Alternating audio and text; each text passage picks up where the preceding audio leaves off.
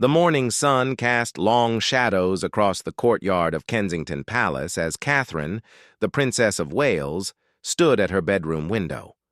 Her fingers traced the cool glass while she watched the gardeners tend to the roses below. 3 weeks had passed since the doctors delivered news that would change everything. The words still echoed in her mind like a persistent whisper she couldn't silence. William had taken the news with the same quiet strength that had carried him through every challenge in his life. But Catherine knew him well enough to see the cracks forming beneath his composed exterior. The way his jaw tightened when he thought no one was looking. The restless nights when he would slip out of bed to walk the palace grounds in darkness. The forced smiles he wore during public appearances. The treatment would require her to spend extended periods away from the children, away from her duties, and most painfully, away from William. The medical team had been clear about the intensive nature of what lay ahead. 6 months of treatment at a specialized facility in Switzerland, followed by a lengthy recovery period. It wasn't just about her health anymore. It was about their family, their future, and the weight of a nation's expectations. Catherine moved away from the window and began preparing for what would be one of the most difficult conversations of their marriage. The children needed to understand why their mother would be absent for so long. George, at 11, was old enough to grasp the seriousness of the situation. Charlotte, 9, possessed an emotional intelligence that often surprised the adults around her. Louis, at 6, would struggle the most with the concept of time and absence. She found William in his study, surrounded by official papers and correspondence. The red boxes that contained state business sat unopened on his desk, an unusual sight for someone so dedicated to his royal duties. He looked up as she entered, and she saw her own fears reflected in his eyes. "The children are asking questions," Catherine said softly, settling into the chair across from his desk. "Charlotte asked me this morning why I've been crying in the garden." William set down his pen and leaned back in his chair. "She notices everything, doesn't she?" His voice carried a mixture of pride and concern. "What did you tell her?" "That sometimes adults cry when they're worried about important things, but I think it's time we told them the truth." "All of it." The weight of their shared understanding filled the room. They had always been honest with their children, age-appropriately, about the realities of royal life. But this was different. This was about family, about love, about the possibility of loss that neither of them wanted to acknowledge aloud. William stood and moved to the window, his hands clasped behind his back in a gesture Catherine recognized from years of watching him navigate difficult moments. "The security briefing is scheduled for this afternoon," he said. "They want to discuss protocols for your absence, media management, public statements." Catherine felt a surge of frustration at the clinical nature of it all. Even in their most private moments, the machinery of the monarchy continued to turn. "Sometimes I forget that our personal crisis becomes a matter of state policy," she said with a bitter laugh. "We knew this life would never be entirely our own," William replied, but his voice lacked conviction. The truth was that this situation had stripped away many of the comfortable illusions they had maintained about the balance between duty and family. The afternoon brought a parade of officials, advisors, and medical personnel. Catherine sat through briefing after briefing, listening to discussions about her life as if she were both the subject and somehow absent from the room. The protocols for her departure were outlined with military precision. The cover story for the media was crafted with careful attention to privacy laws and public interest considerations.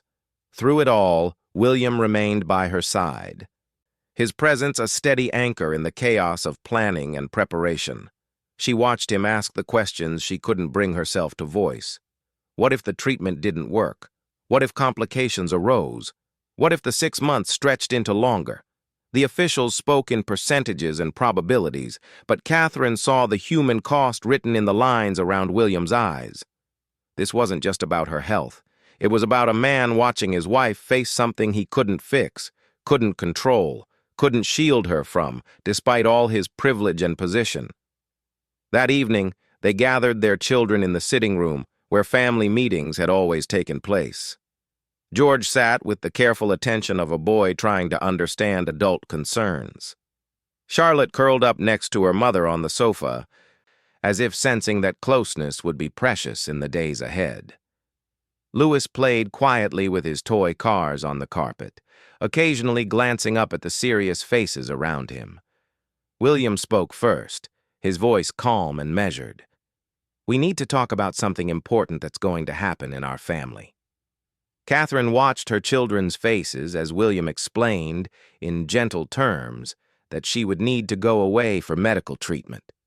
He spoke about the excellent doctors who would take care of her, about how technology would allow them to stay in touch every day, about how this separation would make their family stronger in the end. George was the first to ask the difficult question. "Is Mummy very sick?" The silence that followed seemed to stretch forever. Catherine reached for her son's hand and chose honesty over false comfort. "Yes, darling. I am sick, but the doctors believe they can make me better. That's why I need to go to this special hospital." Charlotte's eyes filled with tears, but she didn't cry. Instead, she asked with startling maturity, "Will Papa take care of us while you're gone?" "Always," William answered without hesitation. "And Grandpapa will help, and Uncle Harry might visit, and all the people who love you will make sure you're safe and happy." Louis looked up from his cars with the confusion of a child who couldn't quite grasp the concept of his mother simply not being there. "But who will read my bedtime stories?" Catherine's composure finally cracked. She knelt down beside her youngest son and pulled him into her arms. "Papa tells wonderful stories, too. And I'll record some for you to listen to whenever you miss me." The days that followed blurred together in a haze of preparation and goodbye rituals. Catherine spent hours with each child individually, creating memory books and recording videos for birthdays and special occasions she might miss. She wrote letters to be opened during difficult moments and worked with the household staff to maintain the routines that gave the children security. William threw himself into learning every detail of the children's schedules, preferences, and fears. He sat through piano lesson planning sessions and football practice schedules with the intensity he usually reserved for constitutional matters.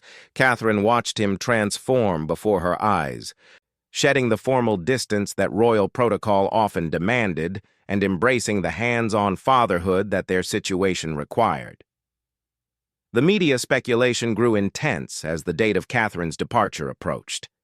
Palace officials released minimal information, citing medical privacy, but the absence of details only fueled more aggressive reporting.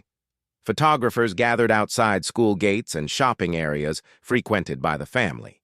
The children's security details were increased, adding another layer of disruption to their already changing world. 3 nights before she was scheduled to leave, Catherine found William standing in their empty nursery. The room hadn't been used for years, but they had never quite brought themselves to convert it to another purpose. Now, it felt like a symbol of all the moments and milestones they might miss during her treatment. "I keep thinking about all the bedtime stories I won't read," she said, joining him in the doorway. "All the scraped knees I won't kiss better.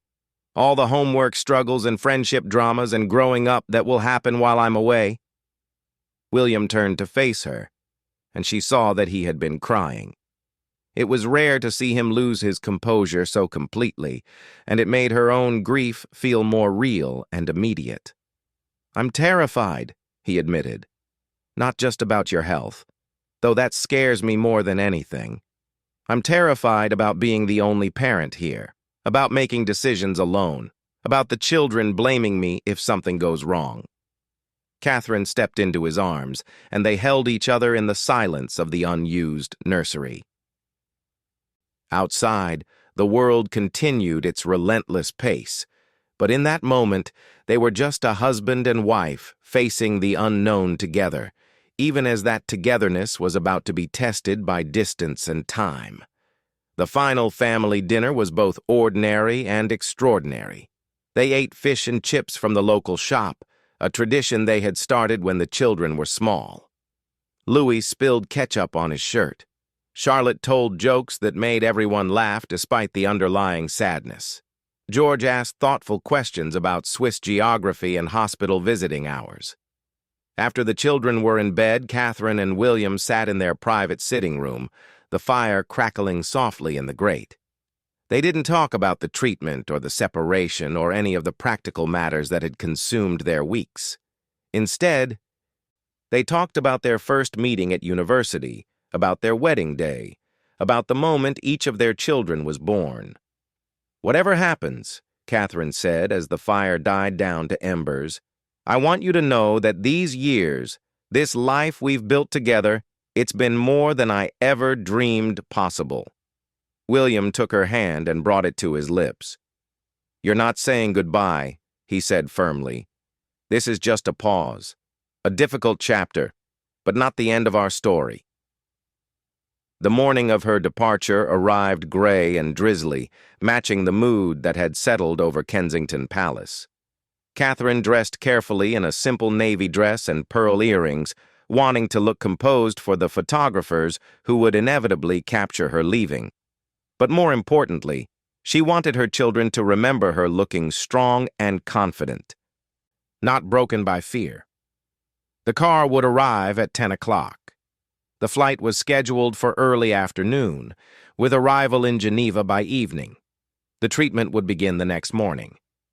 Every detail had been planned and confirmed, but none of that preparation made the actual moment of leaving any easier. As 9:30 approached, Catherine gathered her family in the front hall of their home. The luggage had already been loaded. The security team was in position. The careful choreography of royal departure was ready to begin. But first, there was this moment, this wordless goodbye that no protocol could script or manage. Just a mother and wife looking at the faces of the people she loved most in the world, trying to memorize every detail before stepping into an uncertain future. The grandfather clock in the corner began to chime, marking the approach of 10 o'clock. Soon, there would be no more time for preparation or delay. The moment they had all been dreading was finally here. The sound of car doors closing echoed through the courtyard like gunshots. Catherine's personal protection officer approached the front entrance, his earpiece crackling with communications from the security team positioned throughout the palace grounds. The media had been kept at a distance, but telephoto lenses captured every movement from strategic positions beyond the palace walls. Catherine knelt down to Louis first, understanding that her youngest would need the most reassurance.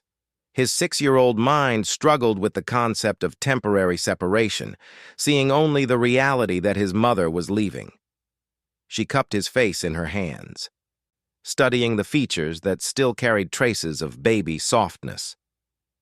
"Remember our secret signal?" she whispered, touching her heart and then pointing to his. They had developed this gesture during his difficult adjustment to full-day school, a way for him to carry her love even when she couldn't be physically present.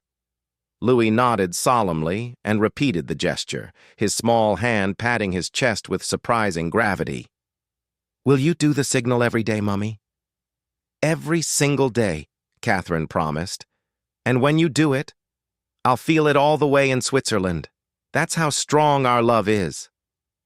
Charlotte stepped forward next, her 9-year-old composure impressive but fragile. She had inherited her father's tendency to internalize difficult emotions, and Catherine worried most about how her only daughter would process this separation. Charlotte had always been her shadow, the child who sought comfort in their shared activities and whispered conversations. "I wrote you something," Charlotte said, pressing a folded piece of paper into her mother's hand. "But don't read it until you're on the airplane." Catherine tucked the note carefully into her handbag, understanding the importance of this gesture to her daughter. "I'll treasure it always. And remember, you can write to me anytime you want. I'll write back immediately." Can I take care of Papa while you're gone? Charlotte asked, with the seriousness that often made adults forget how young she really was. He gets sad when he thinks no one is watching. The observation hit Catherine like a physical blow. Her daughter had been studying the family dynamics with the perceptive eyes of a child who sensed the undercurrents adults tried to hide. Papa will need all of us to take care of each other, Catherine said carefully. But your job is just to be my wonderful Charlotte, not to worry about the grown-ups. George stood slightly apart from his younger siblings, his 11-year-old shoulders carrying the weight of being the eldest.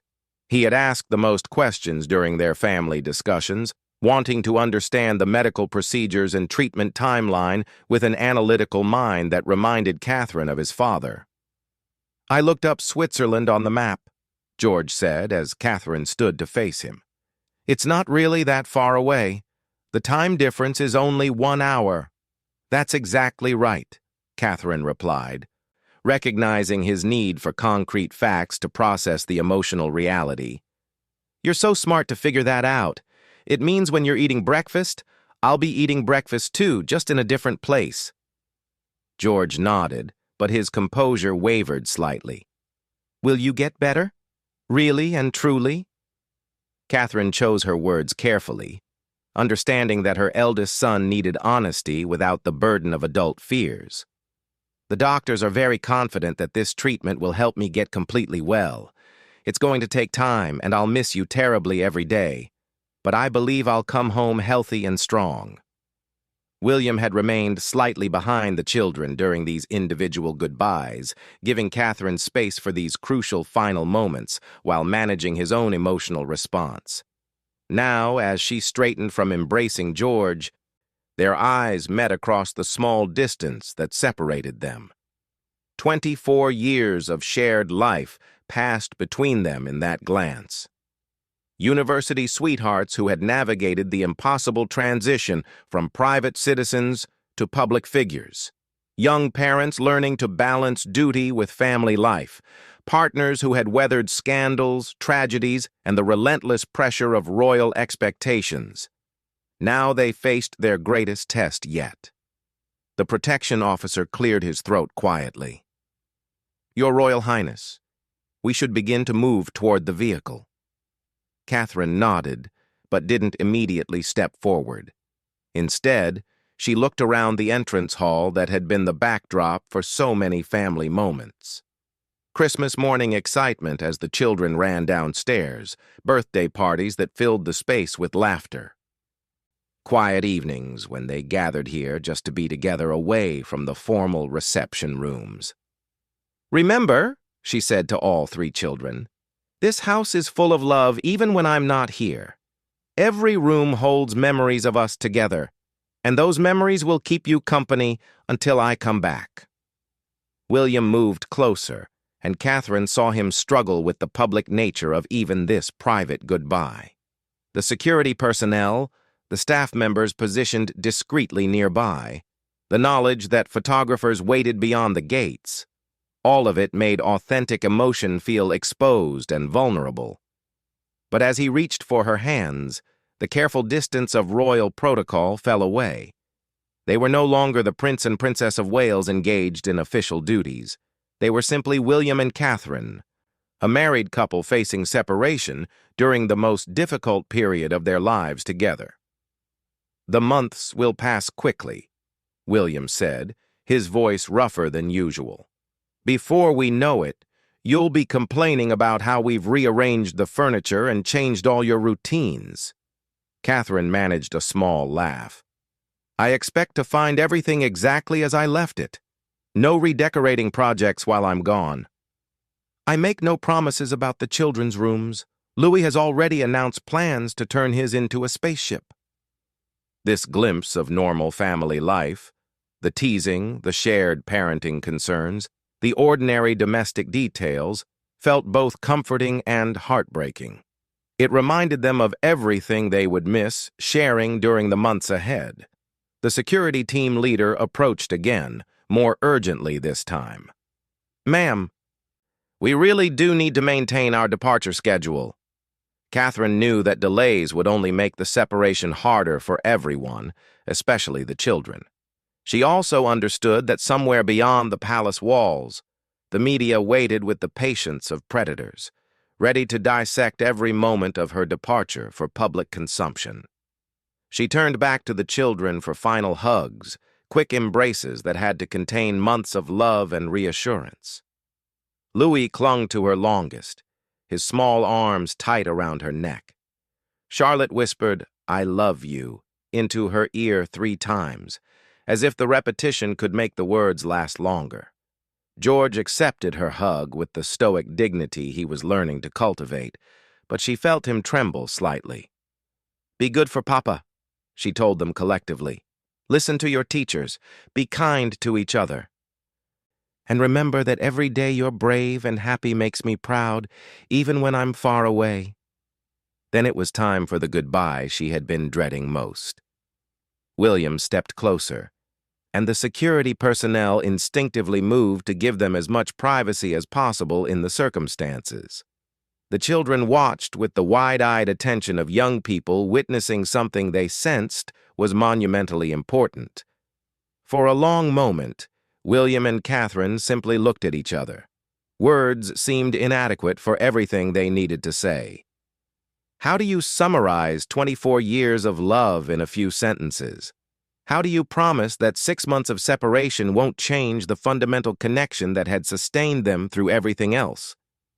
Catherine reached up to touch William's face, her thumb tracing the worry lines that had deepened over the past few weeks. He caught her hand and held it there, closing his eyes briefly as if to memorize the sensation. "I'll call tonight when I arrive," she said softly, "and every morning and every evening. The children will get tired of hearing from me." "Never," William replied. "We'll never get tired of hearing from you." The words hung in the air between them, carrying the weight of all the conversations they wouldn't be able to have. The daily check-ins about the children's moods and milestones, the shared decision-making that had become second nature after years of partnership, the quiet moments before sleep when they processed the day together. Catherine felt the tears she had been holding back begin to threaten her composure. She had promised herself she would leave looking strong, giving the children confidence and denying the photographers any images of royal vulnerability. But the reality of actually walking away from her family tested every reserve of strength she possessed. William seemed to sense her struggle. He pulled her closer, and for a moment she allowed herself to lean into his strength. They had always been each other's refuge from the pressures of public life. Now that refuge would be accessible only through phone calls and video connections. "You're the strongest person I know," William whispered into her hair. "If anyone can get through this and come back whole, it's you." "We're going to get through this," Catherine corrected. "All of us together, even when we're apart." The security officer made one final approach. And this time, Catherine knew there could be no more delays. The children needed to see her leave with confidence, not reluctance. William needed to begin the adjustment to single parenting while she started the fight for her health. She stepped back from William's embrace and straightened her shoulders. The transformation was subtle, but unmistakable. The private woman stepping aside to allow the princess to take control. It was a skill she had developed over years of public life, but never had it felt more necessary or more difficult. "I love you all," she said clearly, her voice carrying to each family member. "More than all the stars in the sky, more than all the fish in the sea, more than all the leaves on all the trees." It was a phrase from Louis's favorite bedtime story, and hearing it made him giggle despite his tears. The familiar words created a moment of lightness that Catherine gratefully seized as her final gift to them before leaving. She walked toward the door with measured steps, not allowing herself to look back. Behind her, she heard William gathering the children, his voice calm and reassuring as he began the process of helping them cope with her absence. The sound of his competent fathering gave her strength, even as it broke her heart to leave him carrying that burden alone. The car door closed with a final sound that echoed through the courtyard. Catherine allowed herself one glance back at the palace windows, where she could see her family silhouetted against the glass. William had gathered all 3 children close to him, creating a tableau of unity that would have to sustain them all through the months ahead. As the car began to move, Catherine pressed her hand to her heart and then held it up to the window. The secret signal she shared with Louis now extended to include them all.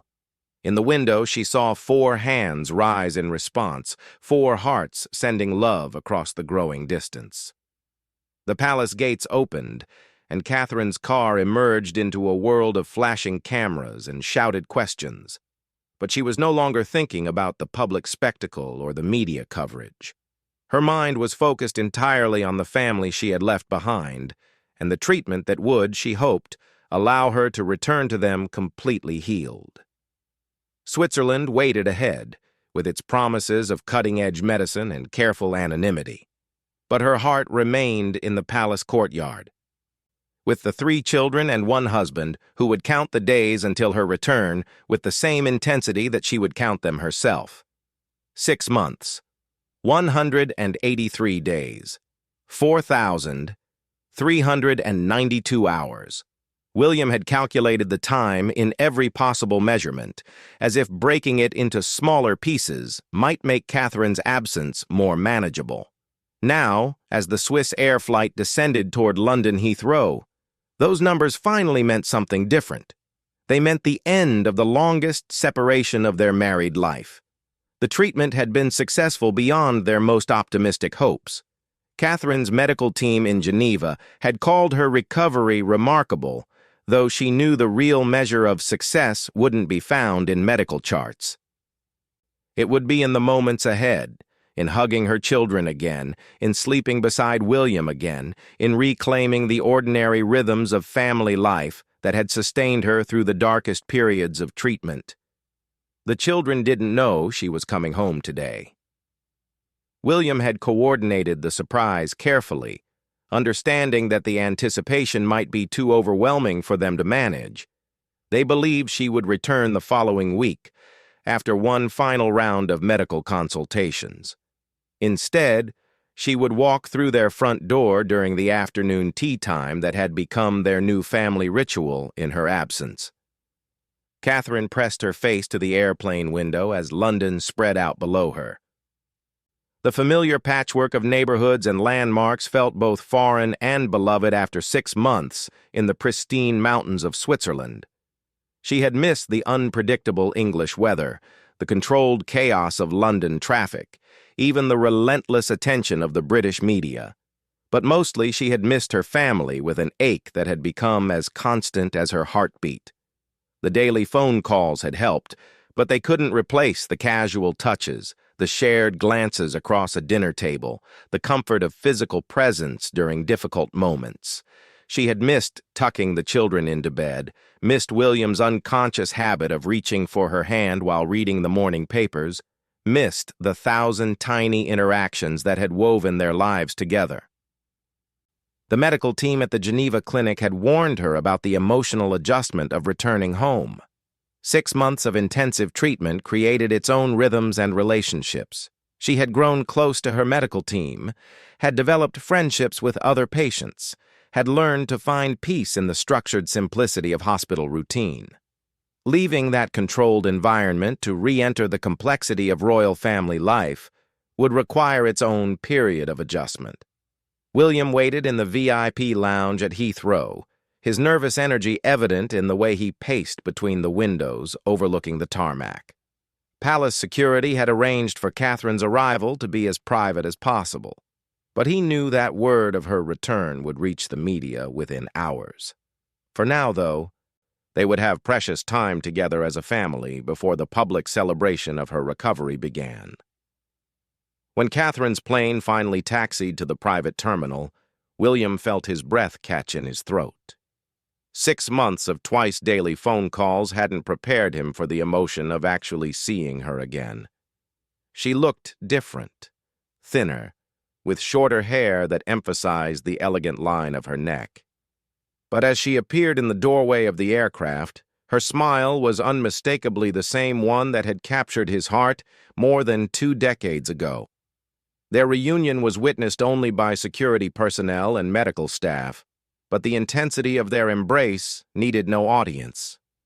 William buried his face in Catherine's hair, breathing in the familiar scent that no amount of Swiss mountain air could completely erase from his memory. She felt fragile in his arms, but also strong, like something precious that had been tested and proven unbreakable. "You're really here," William said against her ear, his voice rough with emotion. "You're really home." "I'm really here," Catherine confirmed, pulling back to look at his face. "And I'm not going anywhere again for a very long time." The drive from Heathrow to Kensington Palace passed in a blur of familiar sights and catch-up conversation. William filled her in on the children's latest developments: George's growing confidence in public speaking, Charlotte's newfound passion for photography, Louis's elaborate bedtime negotiations that had become legendary among the household staff. "They've grown so much," William said, his pride mixed with regret that Catherine had missed these milestones. "But they've also been counting down the days until your return with a precision that would impress the Royal Observatory." Catherine listened hungrily to every detail, trying to bridge the gap between the children she had left 6 months ago and the ones she was about to meet. Video calls had shown her the physical changes, but she knew there would be subtle differences in their personalities, new interests and concerns that had developed during her absence. As they approached the palace gates, Catherine felt a familiar flutter of nerves. This was home, but it was also the place where she had said that devastating goodbye. Would the children be different with her? Would Louis remember their secret signal? Would Charlotte still seek out their quiet conversations? Would George still want her help with his homework? William seemed to sense her anxiety. "They've missed you every single day," he said softly, "but they've also learned they can be brave without you here. I think you'll be proud of how they've grown." The palace appeared around the final curve, its familiar red brick walls and tall windows glowing in the late afternoon sun. Catherine could see signs of life in the windows, a movement here, a face there. The household staff had been alerted to her arrival, but the children remained unaware of the surprise waiting for them. Inside the palace, afternoon tea was proceeding according to the schedule that had become sacred during Catherine's absence. George was helping Louis with his arithmetic homework, while Charlotte arranged the tea service with the precision she had learned from watching her mother. William had insisted on maintaining this daily gathering, understanding that routine provided stability for children processing the complexity of their mother's absence. The first person to see Catherine enter the palace was Mrs. Johnson, the head housekeeper who had been with the family since George was a baby. Her sharp intake of breath alerted the other staff members, and soon the entrance hall filled with familiar faces, wreathed in smiles and barely contained excitement. "Welcome home, Your Royal Highness," Mrs. Johnson said formally, but her eyes shone with tears of genuine emotion. "We've missed you terribly." Catherine hugged the older woman, understanding that the household staff had worried about her recovery as intensely as any family member.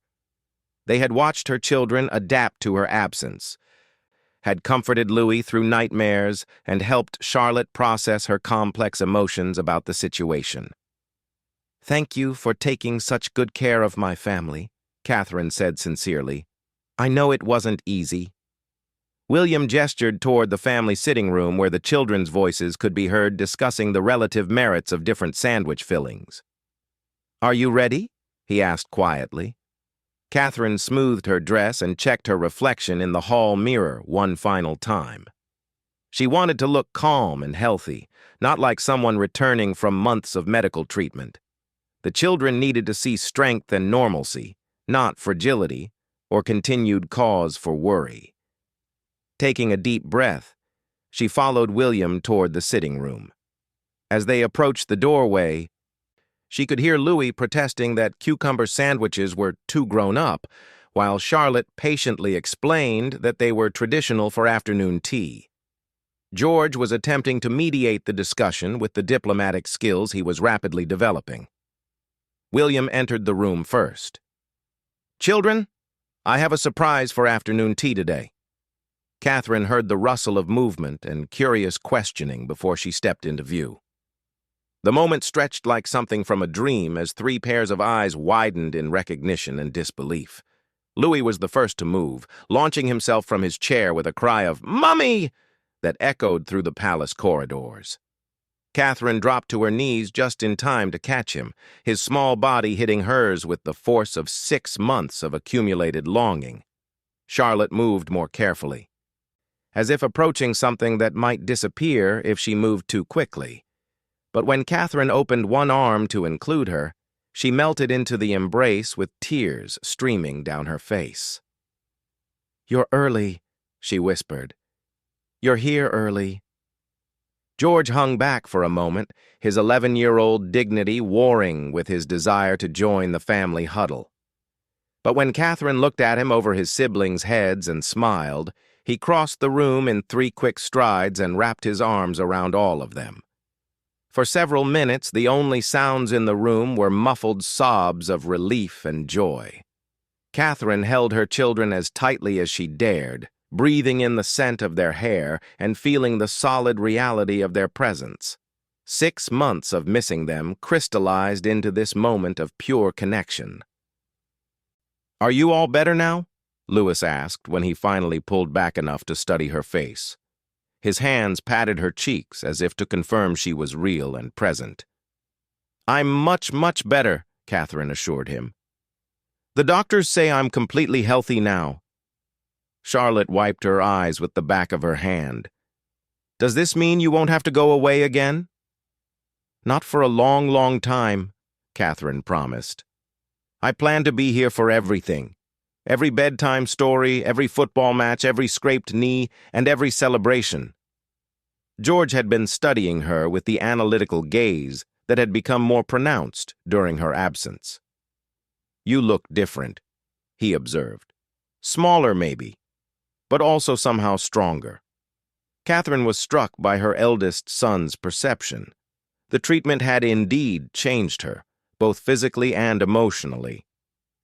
She had lost weight, and her hair had grown back differently after the medical procedures, but she had also gained a deeper appreciation for the preciousness of ordinary moments and the strength that could be found in accepting help from others.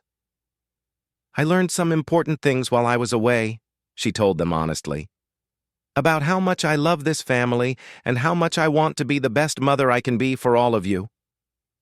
William joined their group embrace, completing the circle that had been broken for so many months. "Now," he said with mock seriousness, "who's going to explain to your mother why Louis has convinced Charlotte that chocolate biscuits are an acceptable substitute for vegetables?"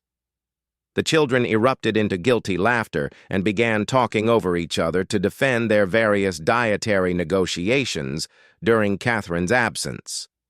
The normalcy of the conversation, the teasing, the explanations, the comfortable chaos of family life felt like the most beautiful music Catherine had ever heard. As the afternoon light faded outside the palace windows, they settled into the familiar rhythm of tea-time conversation. Catherine listened to stories about school projects and friendship dramas, about George's growing confidence in public speaking and Charlotte's photography experiments. She heard about Louis's elaborate bedtime negotiations and his continued belief that vegetables were optional. But more than the words, she absorbed the gestures and glances, the way Charlotte instinctively leaned against her side, the way Louis kept reaching out to touch her arm as if to confirm she wasn't disappearing again. George asked thoughtful questions about her treatment and recovery with the maturity that had developed during her absence. William watched from across the room, his relief evident in the relaxation of his shoulders and the genuine smile that had been rare during the months of her treatment. She could see that he had grown into the role of primary parent during her absence, but also that he was ready to share that responsibility again. As evening approached and the children's bedtime routine began, Catherine felt a deep sense of completion. The nightmare of separation was over. The treatment had been successful. Her family was whole again, changed by their experience, but unbroken by it. That night, after the children were tucked into their beds with extra stories and longer hugs, William and Catherine sat together in their private sitting room. The fire crackled softly in the grate, and the familiar comfort of shared silence settled around them. "I kept thinking about this moment during the hardest parts of treatment," Catherine said softly. "Just sitting here with you, with the children safe upstairs, with everything back to normal." "Normal," William repeated thoughtfully. "I'm not sure we'll ever go back to exactly what we were before. But maybe that's not entirely a bad thing." Catherine understood what he meant. The experience had stripped away some of the comfortable assumptions they had carried about their life together. It had tested their individual strength and their partnership in ways they had never imagined. But it had also revealed depths of love and resilience that might never have been discovered otherwise. "The children are amazing," she said. "They're so much more confident and independent than when I left. You did an incredible job with them." "We did it together," William corrected. "Even when you were thousands of miles away, you were part of every decision and every difficult moment. They never doubted your love or your commitment to coming home." Outside the palace windows, London continued its eternal rhythm. But inside their private sanctuary, time seemed suspended in the perfect contentment of being together again. Catherine reached for William's hand, intertwining their fingers in the gesture that had comforted them through every challenge of their shared life.